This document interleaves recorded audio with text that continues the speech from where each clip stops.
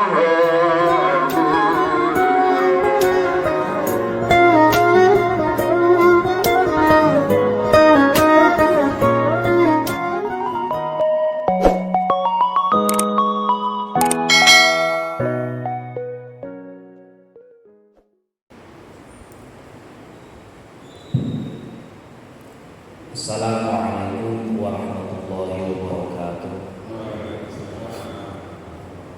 Bismillah, alhamdulillah, wassalatu wassalamu ala sayyidina Muhammad ibn Abdillah wa mawala amma ba'da. Hadirin bapak-bapak, ibu-ibu, jamaah sholat subuh Masjid Nur Hikmah yang sangat saya hormati, marilah sebelum acara ini kita mulai, kita awali dengan pembacaan suratul Fatihah. Semoga apa yang kita dapatkan pada malam hari ini bisa memberikan dampak positif dalam kehidupan kita sehari-hari, khususnya dan terlebih pada hari ini di bulan Ramadan. Al-Fatihah.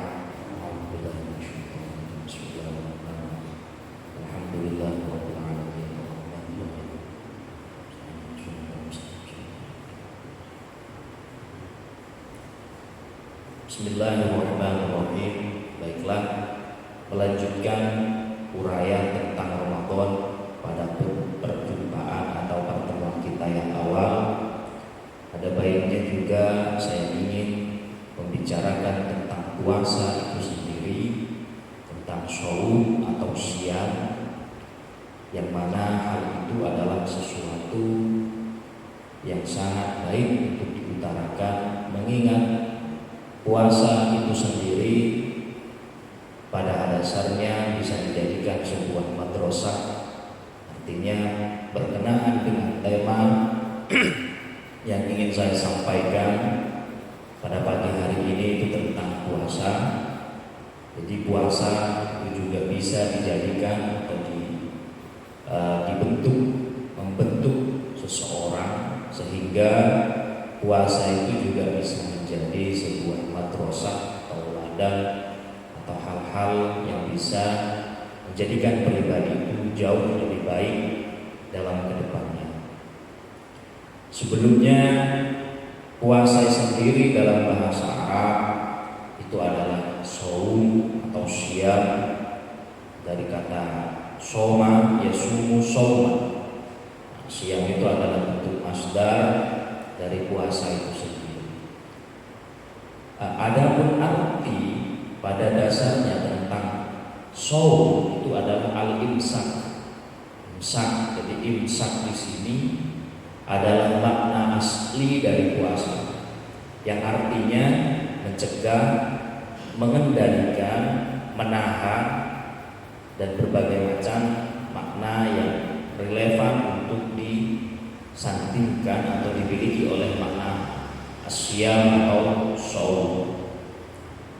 Jadi pada dasarnya puasa itu bukan berarti menghilangkan keseluruhannya atau tidak mengerjakan, tapi pada dasarnya seseorang yang berpuasa itu adalah mereka mencoba dan melatih untuk mengendalikan diri mereka. Ketika mereka bisa melakukan sesuatu atau hal, tapi mereka atau kita ketika berpuasa itu memilih untuk tidak melakukannya.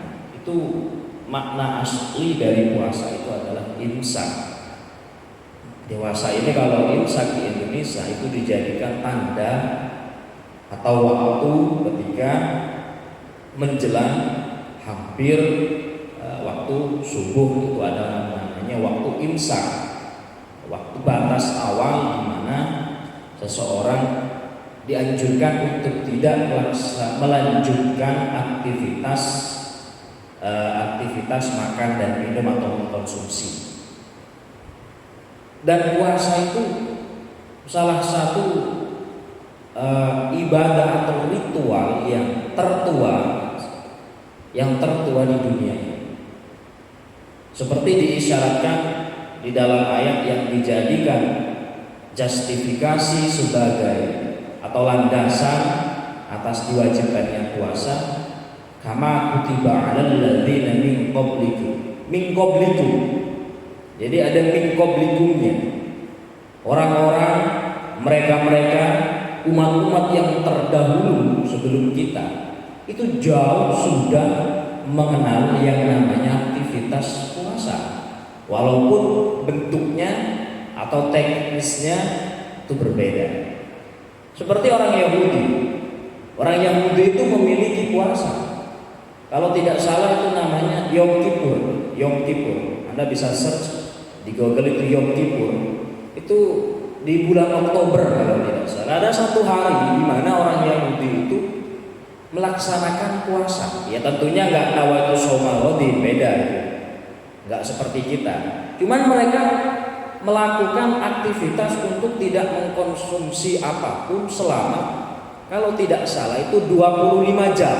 25 jam mereka itu tidak makan apapun, tidak memasukkan apapun ke dalam tubuh mereka karena bentuk hari kemerdekaan. Itu juga puasa. Kemudian kalau diartikan dengan makna atau arti yang dimiliki puasa, panjenengan ibu-ibu yang menahan diri dari mengkonsumsi sesuatu yang berlebihan kalorinya, karbohidratnya misalkan, itu juga puasa.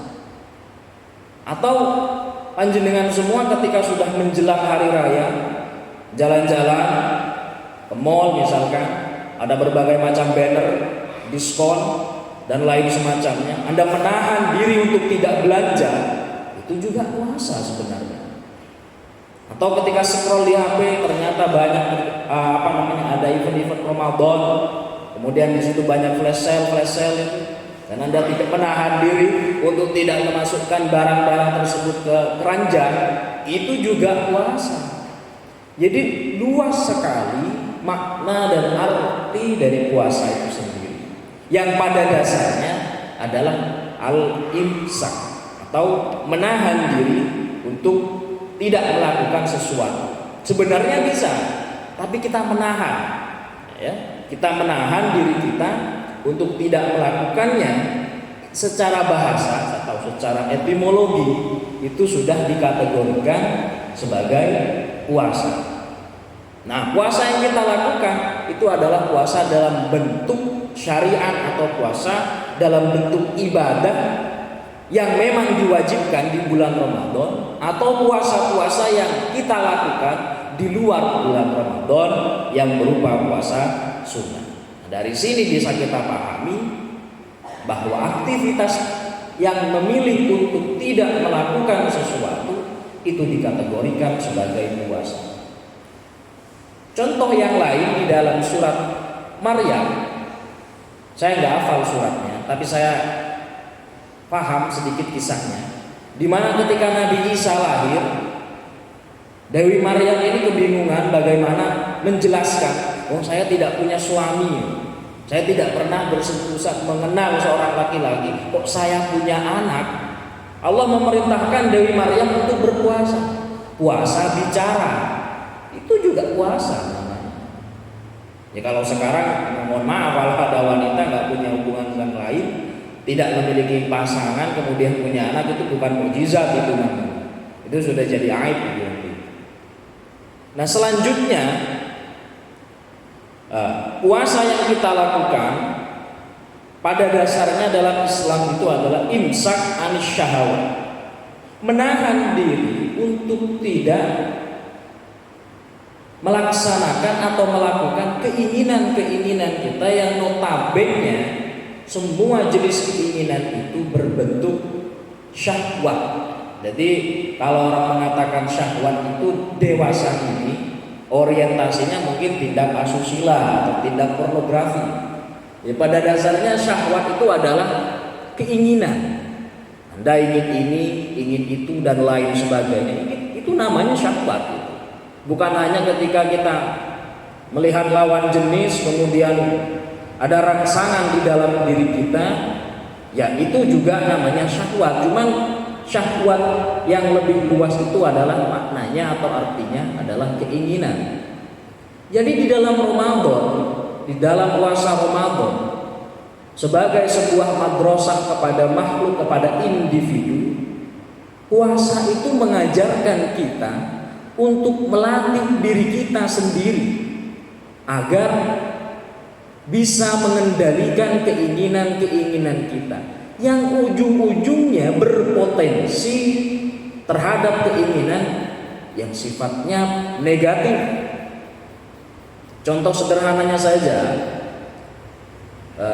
kalau kita menginginkan satu benda, sangat ingin sekali ya misalkan, cuman diukur dari segi mungkin finansial dan ekonomi kita tidak mampu, dan kita terbesit untuk melaksanakannya dengan cara-cara yang jalan pintas, maka keinginan itu akan menjadi motivator utama kita melaksanakan tindak pidana. Contoh, kita ingin gadget yang baru misalkan, atau kita ingin sesuatu yang bagus di mata orang, entah itu kendaraan atau lain semacamnya. Tapi kita sadar kalau ini diupayakan dengan biasa, oh ini lama dapatnya ini nanti.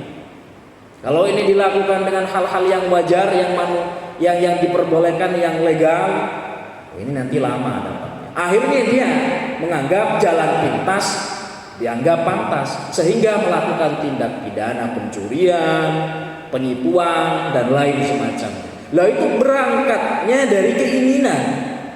Coba kalau keinginan itu kita tahan, kita imsak, maka potensi untuk melakukan hal-hal yang negatif tentu juga bisa diredup atau dikurangi. Ayat yang diundangkan oleh Allah Subhanahu wa taala itu adalah ayat yang dijadikan dalil untuk melaksanakan ibadah puasa. Bismillahirrahmanirrahim. Ya ayyuhalladzina amanu kutiba alaikumussyam kama kutiba 'alal ladzina min qablikum la'allakum tattaqun. Ini menarik untuk disampaikan karena yang pertama, Allah taala itu mengkhitabi atau berbicara kepada orang. Itu bukan ya ayyuhal muslim, ya ayyuhal mu'min. Redaksinya ya ayyuhal ladzina amanu. Iman. Jadi erat sekali hubungannya antara puasa dan keimanan. Di mana korelasinya? Orang yang melaksanakan puasa itu tentu tidak ada yang tahu selain dirinya dan Allah Subhanahu wa taala. Selain bulan Ramadan ada puasa Senin Kamis, tetangga Anda nggak akan tahu Anda puasa. Anda pun nggak perlu pasang status di media sosial, alhamdulillah saya sudah sahur dan puasa. Nggak perlu. Sama dengan iman, kualitas iman kita orang lain itu nggak perlu tahu. Entah iman kita itu tebal, tipis, baik, buruk, ya orang nggak akan pernah tahu gitu. Sama-sama rahasia. Aktivitas sholat, orang tahu kalau kita sedang sholat, gerakannya berbeda. Zakat, orang tahu. Kalau nggak tahu gimana kita bisa zakat? Oh, erat sekali hubungannya zakat dengan orang lain. Haji, oh kalau haji apalagi, bahkan di depan namanya sudah ada gelarnya, gitu kan ya, haji. Setelah haji mereka mengadakan syukuran, orang tahu kalau sedang haji gitu. Tapi puasa itu ibadah yang benar-benar rahasia, gak ada yang tahu selain kita dan Tuhan. Iman pun juga begitu. Besar kecilnya iman yang kita miliki itu gak ada yang tahu, Pak, Bu. Yang tahu cuma kita sendiri yang bisa ngukur sama Allah Subhanahu wa taala. Sehingga khitab Allah dalam ayat tersebut menggunakan amanu, orang yang memiliki keimanan. Contoh sederhana iman itu kayak gini. Ini contoh sederhana. Saya pernah bertanya kepada teman-teman, kamu kok kalau malam hari jalan di tempat yang sepi gelap, itu kok takut kenapa? Ada setan. Mana setannya? Ya pokoknya takut gitu. Dia nggak bisa mengatakan di mana ada setannya, tapi dia percaya di situ ada setan, sehingga menggerakkan dirinya untuk merasakan takut gitu. Loh, iman tuh harusnya kayak gitu. Saya nggak mau berbuat seperti ini. Karena Allah Maha mengetahui, Allah Maha melihat. Ironisnya ketika orang melakukan hal-hal negatif, imannya ditaruh di tempat yang tidak benar. Sehingga dia hanya takut dengan CCTV gitu. Kamera pemantau gitu. Coba kalau di jalan raya itu tidak ada CCTV, wah, itu walaupun lampu merah itu biasa aja lewat kayak gitu. Itu tetap tidak beretika itu namanya. Tetap tidak beretika. Jadi imannya itu sebatas CCTV. Kalau ada CCTV-nya baru dia berhenti, baru dia patuhi peraturan rambu-rambu lalu lintas. Tapi kalau tidak ada pemantaunya, jadi biasa aja gitu, kayak sembrono dan lain semacamnya. Itu korelasinya. Jadi orang berpuasa itu pada dasarnya yang pertama adalah sekolah yang membentuk karakter dirinya untuk yang pertama adalah bisa mengendalikan diri sendiri. Ini berat ini. Rasulullah waktu perang Badar, pasukannya yang cuma 300-an bisa mengalahkan ribuan kaum musyrik. Mereka bergembira pulang, bayangkan siang-siang terik-terik panasnya matahari kayak gitu. Perangnya bukan di tempat yang sejuk tapi di padang pasir yang tidak ada air dan sangat panas sekali. Taruhannya satu, kalau tidak mati syahid ya berarti menang, itu aja. Ketika mereka pulang dari kemenangan, Nabi berkata, kita telah melaksanakan perang yang besar, tapi di belakang ini justru ada peperangan yang jauh lebih besar. Sahabat kaget. Mereka kira perang Badar itu sudah luar biasa dahsyat ini. Begitu dengan kondisi dan situasi yang begitu ekstrim, ternyata masih ada perang yang lebih gede. Ditanya sama sahabat, perang apa namanya? Perang melawan diri kalian sendiri, dalam tanda kurung, perang melawan keinginan, perang melawan hasrat, perang melawan nafsu. Itu sulit itu. Sulit, sangat sulit. Sehingga momentum Ramadan dengan puasanya menurut kami adalah sebuah madrasah yang melatih kita untuk menjadi karakter yang bisa mengendalikan keinginan, hawa nafsu, dan hal-hal yang orientasinya bisa berujung kepada hal-hal yang negatif.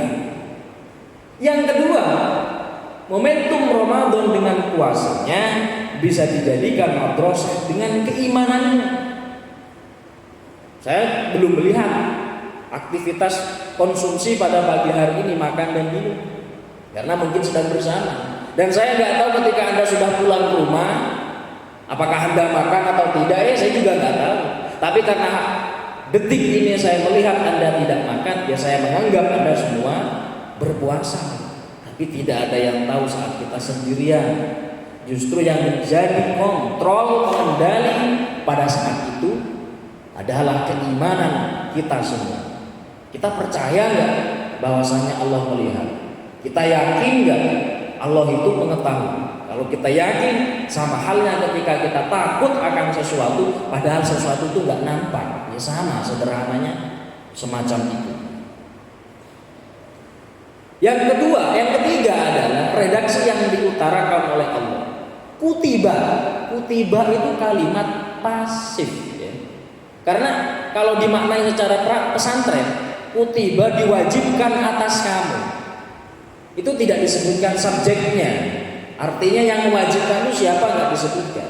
Beda dengan kataba. Kalau kataba, Pak, Bu, jadi kalau kataba itu maknanya beda. Kataba alaikumusiyam, Allah mewajibkan kamu berpuasa. Tapi kalau kutiba itu maknanya diwajibkan atas kamu puasa. Oh, itu sudah lain maknanya itu. Intinya itu udah beda.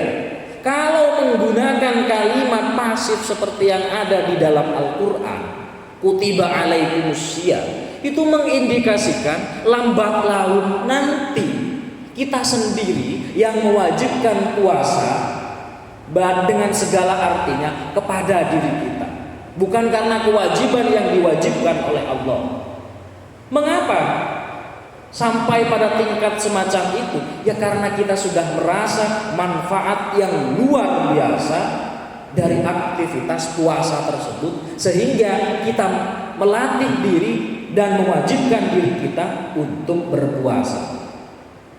Contoh hal-hal yang mewajibkan kepada diri kita berpuasa, kalau ditarik ke dalam dunia medis, misalkan ketika seorang dokter memvonis kita dengan berbagai macam penyakit, Kemudian kita dianjurkan untuk mencegah dari berbagai macam konsumsi hal-hal, konsumsi sesuatu.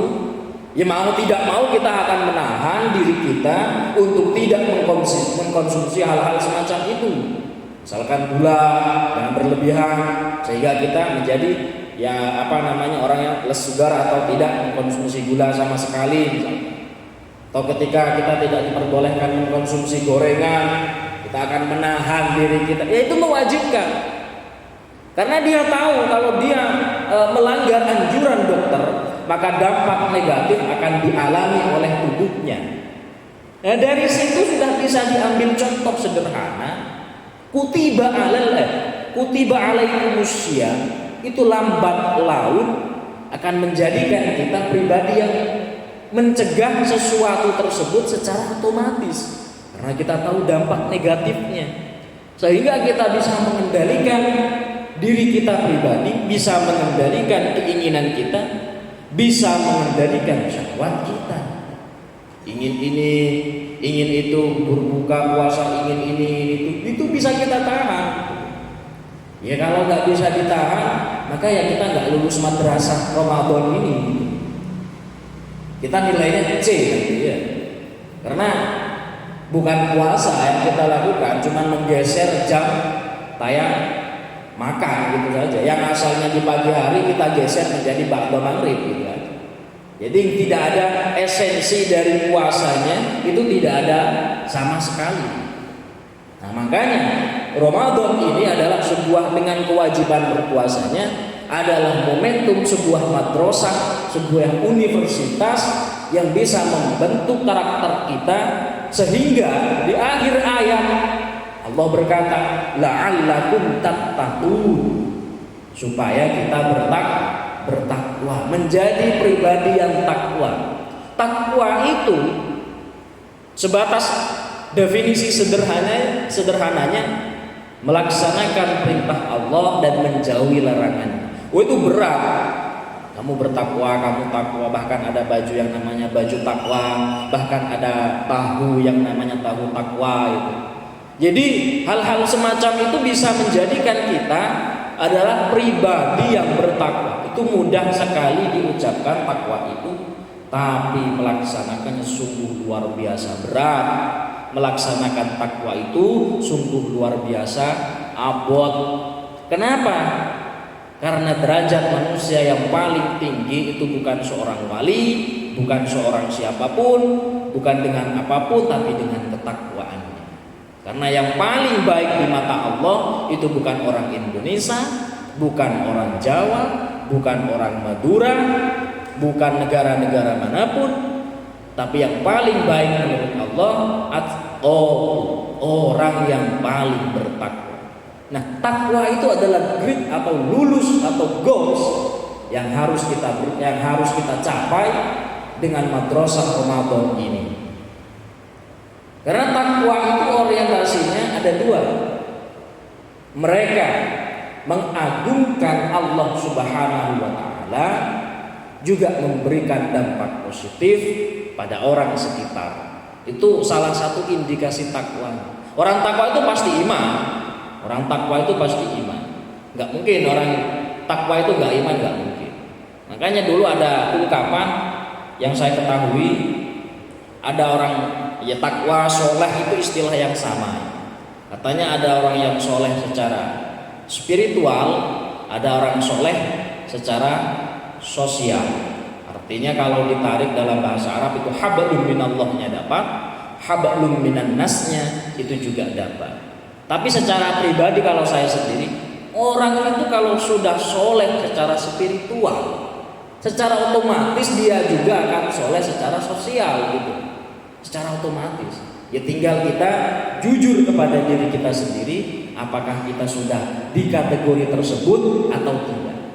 Jadi semoga madrasah Ramadan ini dengan puasanya bisa membentuk karakter kita dan tidak hanya menggeser waktu atau jam makan kita, tapi benar-benar menjadikan kita yang pertama adalah pribadi yang beriman kepada Allah Subhanahu wa taala. Yang kedua, menjadi pribadi yang jelas memiliki kualitas takwa yang jauh lebih baik dari Ramadan sebelumnya. Jangan hanya jadi momentum 1 bulan saja gitu. Karena usia kita mungkin sudah 30-40 tahun ke atas, setiap tahun pun kita akan menghadapi Ramadan, tapi ya kita kayak gitu-gitu aja gitu. Jadi kayak anak sekolah itu dia belum naik tingkat gitu.